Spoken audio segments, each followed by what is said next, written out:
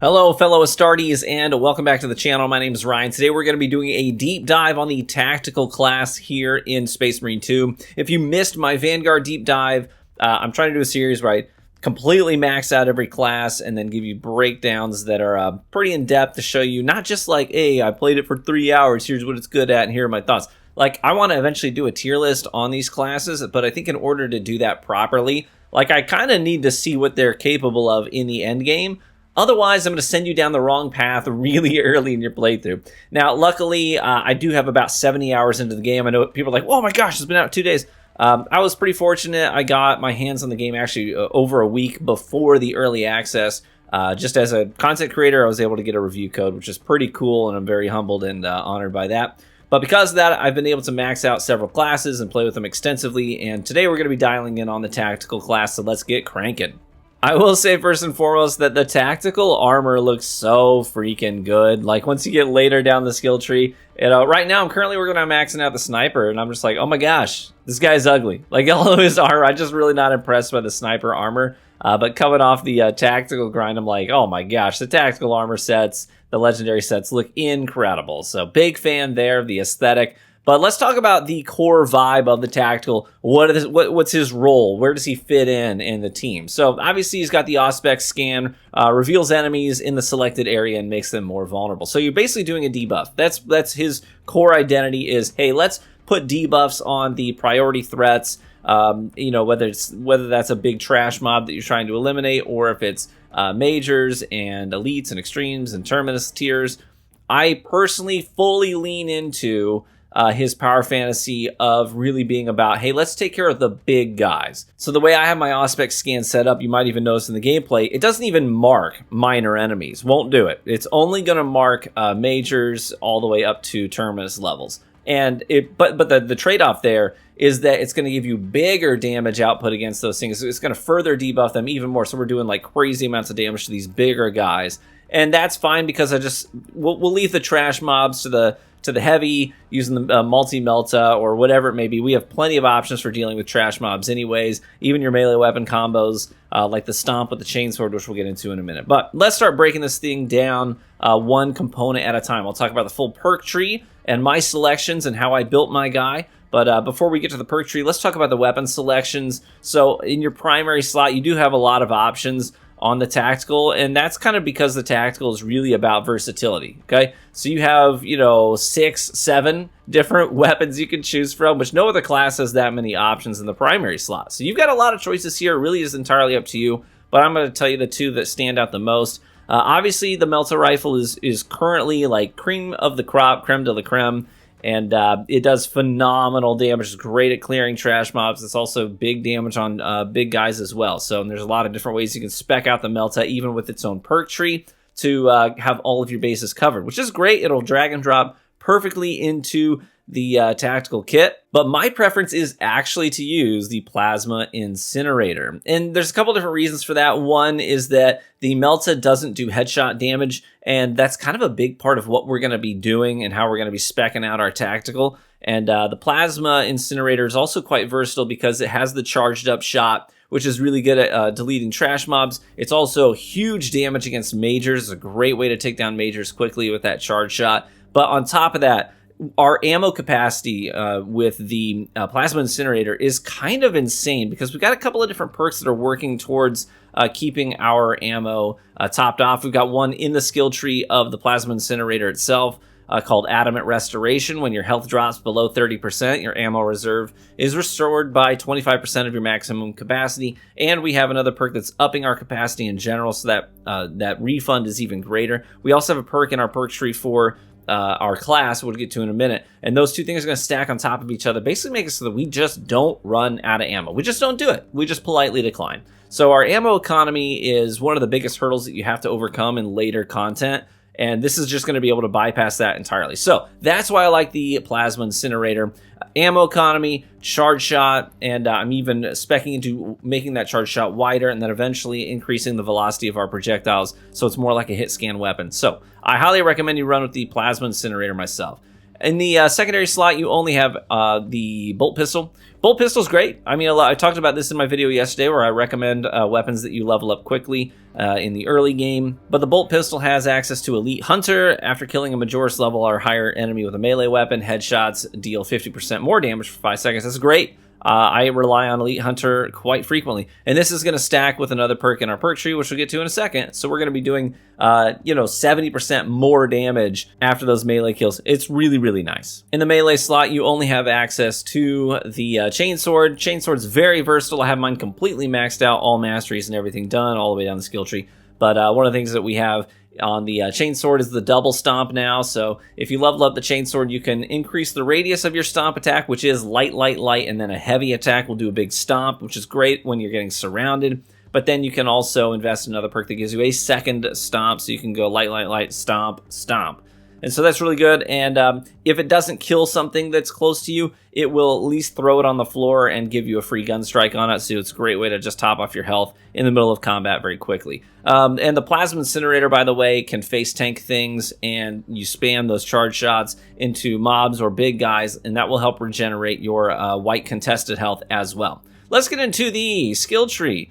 And just for the record, general rule, don't just equip the lowest on each column. You might think, oh, this is clearly the best choice because it's on the bottom of the skill tree. That's not always the case, as you will see here. But in that first column, we'll just go left to right, we're using Plasma Boost. So when a Plasma Incinerator is 50% overheated, its damage is increased by 30%. You're going to see me, sometimes I'll just, overheat it almost to full, let it come down a couple of ticks, and then keep shooting because I'm trying to keep that 30% buff on the weapon itself. And that's really, really nice to have. So that's just going to take our Plasma Incinerator even further. Next up is one of my favorite perks that the Tactical has access to. This is incredible. So this perk is called Versatility. After switching weapons, your secondary weapon does 20% more damage. Effect lasts till reloaded or you switch back to your primary weapon. Now, this is 100% uptime, guys. If you empty your magazine with that 20% buff and then just switch back to your primary, switch back to your secondary, so just double tap V or whatever, on controller swaps weapons. Just double tap it, and you're going to have that 20% buff reactivated. It's 100% uptime. It's literally free damage, 20% free damage on your sidearm. And so I'm often just using this just to delete trash mobs and just spray into them. It's an incredible perk. Next up, we have Emperor's Vengeance. Killing a Majoris level or higher enemy restores your primary ammo by 1 magazine. Cannot exceed maximum ammo capacity. Cooldown 30 seconds. So this is the other thing that is helping with our ammo economy. I mentioned earlier, we have the Adamant Restoration on the Plasma Incinerator, which is queued up by having 30% health. But then we have this other, it's just a 30-second cooldown too, so it happens very frequently. Killing a Majoris level enemy gives you free ammo every 30 seconds. And that's fantastic. So we're really going to be focusing on these major guys anyways. It's kind of our entire role with the Tactical. So that's just going to be a big way that we're constantly keeping our ammo in check. Next up, Transhuman Physiology. All squad members restore 30% more contested health. This is just really good for when you're surrounded. You're trying to fight for that contested health. You're spraying those charge shots with the Plasma Incinerator at people. And that's just going to help you get more health refunded back to you. And that applies to everybody in the fire team. So your buddies who are running around with their Melta rifles are going to thank you for this, because you're basically going to help them face tank even harder. Moving on to the gear section, priority targeting. The mark from Auspex scan lasts 8 seconds longer. Base is 8. So this bumps us up to 16 seconds on our Auspex scan. But the trade-off here is that it no longer scans Minoris enemies. It will only scan majors and up. That's fine. And we're really just using this to offset skip 2 columns over expert timing. So expert timing, enemies marked by Auspex scan take an additional 100% damage. It doubles the debuff, but the mark duration is then reduced by 4 seconds. So if we have a base of 8, we want to use expert timing because we want to really focus down the big guys. And this is seriously just going to make them get deleted immediately. It's so wonderful. But we don't like that 4-second, timer. So we're also going to use, like I said, priority targeting here to help offset that. So it's +8, -4. So a net of +4, which takes us up to 12 seconds on the Auspex scan. We want those debuffs on. You might ask, well, if they're getting deleted so quickly, why do you need so much duration on your timer? Well, the answer is because a lot of times we're going to be using our Auspex scan on big crowds of majors and above. and we want that to stick around longer so more of them can step into it. We want the scan debuff on them to last longer so that we have time to do our finishers and to go down the line and just take all of them out. It's better if your whole team is up in the mix and able to capitalize on your scan. But when worse comes to worse, if it's just you and a pile of majors, we want to have that longer duration so we can go down the line, finish them all off in sequence without having the timer and the debuff expire on us. We don't want that. And then in the middle here, we have battle focus. Guys, this is so good. Like, it's on the first tier, right, of the columns, but it's arguably one of the best perks that Tactical has access to. So a perfectly timed parry gives the parried enemy a mark from Auspex Scan. Here's the deal, guys. Auspex Scan has a bit of a long cooldown, and we want to get it back more quickly. We want to use it more frequently. Sometimes you even miss, God forbid, you miss the tactical scan. Sometimes that does happen. Like, the enemy just moves erratically suddenly, and then your Auspex Scan goes to the wall way behind him, 20 yards behind him, and does no good. So, God forbid that happens. We want to be able to, apply this Auspex debuff on enemies. And Battle Focus just says, cool, no problem. Do a perfect parry, and that enemy will be scanned. It doesn't matter if it's a boss, if it's the Hive Tyrant, if it's a Hell Brute, if it's a Major, if it's a Minor. It does not matter. Any enemy at any time with 0 cooldown, by the way. There's no cooldown on this ability. Anytime you perfect parry, that thing is now debuffed and takes, like, with what we're doing, over 200% more damage. Like, it's insane. This is an S tier perk. No matter where you are on the difficulty spectrum, this is a non-negotiable. You gotta have it. And then finally, the last signature perk is called Marked for Death. A headshot will instantly kill a Majoris or Extremis level enemy marked by Auspex Scan. Cooldown of 2 minutes. Yes, you read that correctly. When you get to Ruthless tier difficulty level, you will thank God Almighty, thank the Emperor above that you have Marked for Death, because sometimes an Extremis is going to just pop up in the middle of a firefight and it's going to be too much for your team to handle. And if you perfect parry that Extremis or you hit them with an Auspex Scan, you just shoot them with your pistol once in the head. Boom, done, over. They're off the field. It's that simple.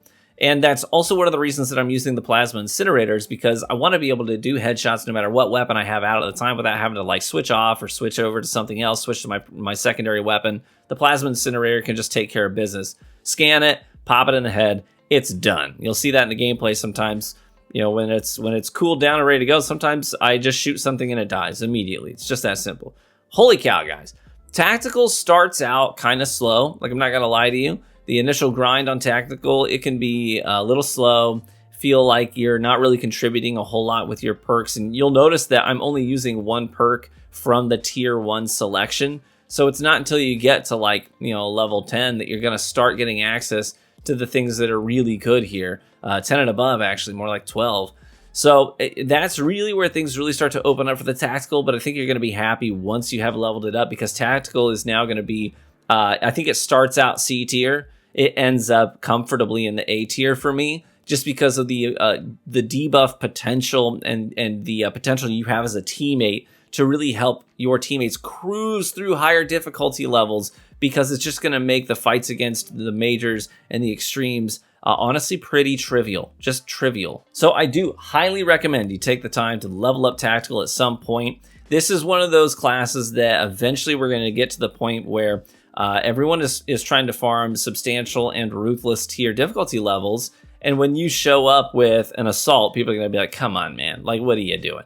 But when you show up with a Tactical, no one is ever going to be upset that a Tactical is now in their fire team. Everyone's going to be like, okay, that's totally fine. Let's roll with that. You know what I'm saying? So that is my full breakdown of the Tactical class here in Space Marine 2. Hey, thank you so much for watching the video today. If you enjoyed it or you found it informative or helpful, then let me know by leaving a like in the videos. That's the best free way to support the content right here on YouTube. I do try to make sure that if I'm going to talk about something, and sometimes I get details wrong, I do apologize for that. I try to be open about that. If I do miss something or mess something up, I'll always put it in a pinned comment. But generally speaking, I don't like to give my opinions on things unless I have taken them all the way to the end game, because I want to be able to give you guys reliable information. I wouldn't want to set you down the wrong path. I've seen a lot of people putting out tier lists for the classes, and I'm like, dude, with all due respect, I mean, watch whatever content you want to watch, but I'm watching some of these videos, I'm like, this guy's literally talking out his butt, he's like trying to give advice on a class that he has leveled up to level 2. And I'm just like, how can you possibly